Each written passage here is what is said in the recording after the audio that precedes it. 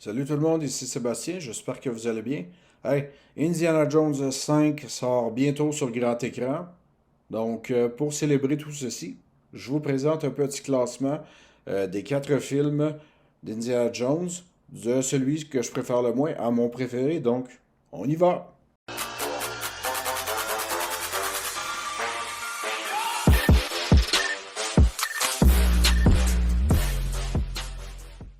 Numéro 4 est le Indiana Jones et le Royaume du Crâne de Cristal. Dans un sens, c'est une bonne idée d'avoir ramené Indiana Jones sur grand écran. Même si je trouve que la trilogie en tant que telle, les trois premiers films sont parfaits. Bien sûr, les attentes étaient élevées, gigantesques. Surtout que le film en soi était pour être réalisé de nouveau par Steven Spielberg et George Lucas, en plus d'avoir Harrison Ford qui joue Indiana Jones à 60 ans. Eh bien, façon de parler, pour moi, la seule façon d'apprécier Indiana Jones 4, c'est de le voir un peu comme un film alternatif. Genre que, pour moi, un peu comme pour Pirates des Caraïbes, les trois premiers Pirates des Caraïbes sont à part. C'est pareil pour Indiana Jones. Donc, les trois premiers Indiana Jones sont à part. Le quatrième, pour moi, je l'appelle plutôt un compliment. Un film de, pas de transition, mais plutôt dire, boum, voici ce qui arrive à Indiana Jones dans les années 50. Je crois que c'est la seule façon vraiment d'apprécier le quatrième film. Surtout que, bon, dans celui-ci, l'intrigue se déroule dans les années 50. On a un sous-scénario, dont une finale, bien sûr, à la Spielberg, où est-ce qu'il y a un extraterrestre, en tout cas, Shia LaBeouf, qui se prend pour Tarzan avec des singes. En tout cas, écoutez, on en voit de toutes les couleurs. Euh, c'est peut-être un des moins aimés d'Indiana Jones, mais pour de vrai, si vous voulez juste un 2 heures pour décompresser, c'est un film idéal. Mais si vous voulez vraiment voir la crème de la crème, tapez-vous les trois premiers films. Le numéro 3 est l'Indiana Jones et le Temple maudit. En soi, je trouve que c'est une bonne chose d'avoir fait, dans le fond, la suite d'Indiana Jones, ou plutôt le prequel. Le prequel, dans le fond, le film se passe avant le premier film. De ne pas avoir opté pour un sujet tel que les nazis. C'était quand même assez audacieux et risqué de façon de parler, d'apporter une certaine, un certain pardon, côté sombre à l'histoire parce que là-dedans, on a référence, mettons, à des enfants esclaves, des pseudo-rituels vaudous, une cérémonie à vous glacer le sang. Ce film-là mérite parfaitement sa mention PG-13. Donc, dans la trilogie originale, Indiana Jones et le Temple maudit, c'est celui que j'écoute le moins.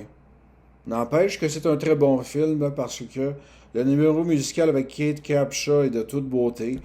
La séquence d'action Club Obi-Wan, c'est super bon. Le petit garçon Kiwi Kwan qui fait demi-lune, le petit garçon de 11 ans qui est acolyte, qui est toujours là. Allez, Dr. Jones, eh bien, ce jeune-là me fait vraiment rire. Et le dernier tiers du film où c'est séquence d'action après séquence d'action qui font beaucoup référence, mettons, à des films d'aujourd'hui tels que Jumanji. Beaucoup de films ont emprunté de la finale de Indiana Jones et le Temple maudit, donc c'est quand même bien. Là où j'ai un peu de misère, c'est que oui, le film est un peu trop sombre. Malheureusement, le personnage de Willie Scott, il est excellent, mais oh, regardez-moi, il y a un serpent, il y a une araignée, il y a n'importe quoi, je me mets à crier, crier, crier, encore crier. Personnellement, ce personnage-là me tape un peu sur les nerfs, mais bon, c'est un détail. N'empêche que vous voulez voir Indiana Jones vraiment différent. N'hésitez pas à écouter Indiana Jones et le Temple maudit. C'est assez spécial comme film. Mon numéro 2 est le célèbre Indiana Jones et la dernière croisade. Pourquoi j'aime ce film-là? Eh bien, pour une seule raison, l'apparition de Sean Connery en tant que père d'Indiana Jones. Harrison Ford et Sean Connery dans un film d'aventure, c'est du bonbon, c'est parfait. Oui, il y a encore les nazis.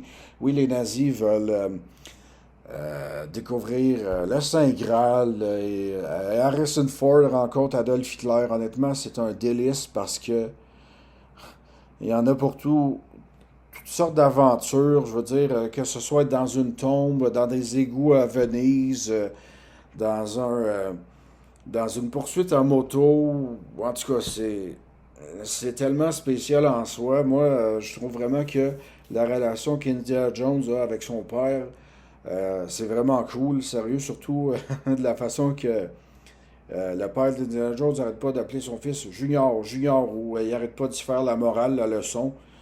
C'est vraiment drôle, donc bravo à Sean Connery et Harrison Ford pour avoir fait un des meilleurs duos père et fils qui soit. On termine ça avec mon numéro un, Les Aventures de l'Arche perdue. Quel classique, film qui dure depuis 40 ans. Wow, honnêtement, 2 heures, c'est 2 heures d'action pure et dure. On perd pas le rythme. Je sais que la plupart des blockbusters aujourd'hui durent dans les 2 heures et quart, 2 heures et demie, même plus gros. Ils ont tendance des fois aujourd'hui à les faire les films plus gros, mais regardez, moi, des fois, je préfère regarder, au lieu d'écouter des films d'aujourd'hui, d'écouter des films d'il y a 30-40 ans, parce que dans le temps, les films duraient à peine 2 heures ou moins que 2 heures, et on en avait pour notre argent. Donc, écoutez, il y a tellement de scènes cultes là-dedans. La séquence du bar, la séquence, dans le fond, où Indy retrouve Marion, ou plutôt la célèbre séquence où on a eu la brillante idée d'ouvrir l'arche, pardon, et à quel point que tout le monde, en tout cas tous les nazis, se font littéralement battre à plate couture par le pouvoir de l'arche. Là, honnêtement, c'est assez dérangeant en soi, mais c'est vraiment cool. Même la séquence du début, où est-ce que Indiana Jones essaye de voler comme un genre de petit trophée, qu'il y a la grosse roche qui descend, ben dans le fond, cette scène-là a été parodiée dans Les Simpsons avec brio. Donc, c'est pour dire à quel point que, même après 40 ans, le premier Indiana Jones reste le meilleur. Est-ce que j'ai des attentes par rapport au dernier Indiana Jones? Eh bien, je dirais oui et non. Dans un sens, je suis content de revoir Harrison Ford pour une dernière aventure. Et également aussi avec le personnage de Salah, l'ami fidèle d'Indiana Jones, qui a été dans le premier et dans le troisième film. Par contre, de la façon que Lucasfilm a, dans le fond, de la façon que Lucasfilm a vraiment pris soin de Star Wars, eh bien, j'appréhende ça un peu avec un pas de recul. Quoique, la réalisation du film a été confiée à M. James Mangold, celui qui a fait les trois excellents films Walk the Line, Logan et Ford contre Ferrari.